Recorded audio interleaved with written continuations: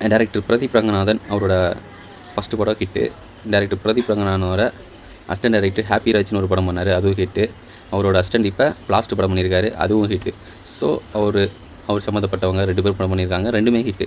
So நான் இது எதுக்காக சொல்ல வரேன்னா, நான் கேள்விப்பட்டேன் டைரக்டர் பிரதீப் ரங்கநாதன் அவர்கள் வந்து அசிஸ்டன்ட் டைரக்டரை எந்த ஒரு ரெக்கமெண்ட்டுமே இல்லாமல் இன்டர்வியூ வச்சு சில செலெக்ஷன்லாம் சில டெஸ்ட்டெல்லாம் வச்சு செலக்ட் பண்ணுறாருன்ட்டு. ஸோ அதோட ரிசல்ட்டும் இதுதான் நினைக்கிறேன். இதில் என்ன இன்னொரு விஷயம்னா, 3 பேருமே ஏஜ் ரொம்ப கம்மியானவங்க. டைரக்டர் பிரதீப் ரங்கநாதன், இப்போ பிளாஸ்ட் பட டைரக்டர், இதுக்கு முன்னாடி ஹாப்பி ராஜ் படத்தை டைரக்டர். 3 பேருமே ஏஜும் கம்மி, ஹிட்டும் கொடுத்துருக்காங்க ஃபஸ்ட்டு படம். இது இன்சிடென்ட்லாம் சொல்ல முடியாது, அவங்களோட உழைப்பு திறமை தான்.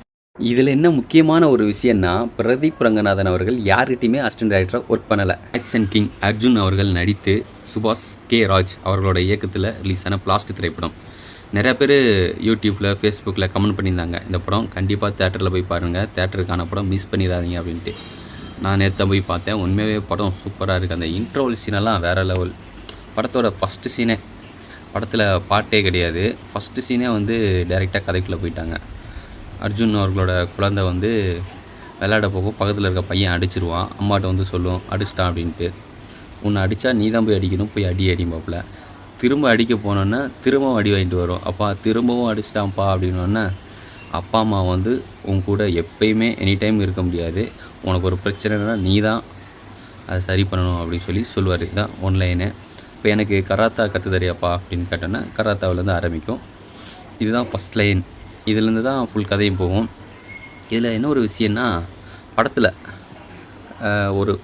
முக்கியமான ஒரு கதைக்கு முக்கியமான ஒரு சீன், ஒரு மலை கிராமம், அது வந்து எப்படி பாதிப்பாகுது யாருனால, அதுக்கும் இவங்களுக்கு என்ன சம்மந்தம் இருக்குது, என்ன சம்மந்தமே இருக்காது. அதான் இந்த படத்தோட ப்ளஸ்ஸு. ஸோ அந்த மலை கிராமம் பார்த்திங்கன்னா கடைசியில் பார்த்தா அது எங்கள் ஊர்.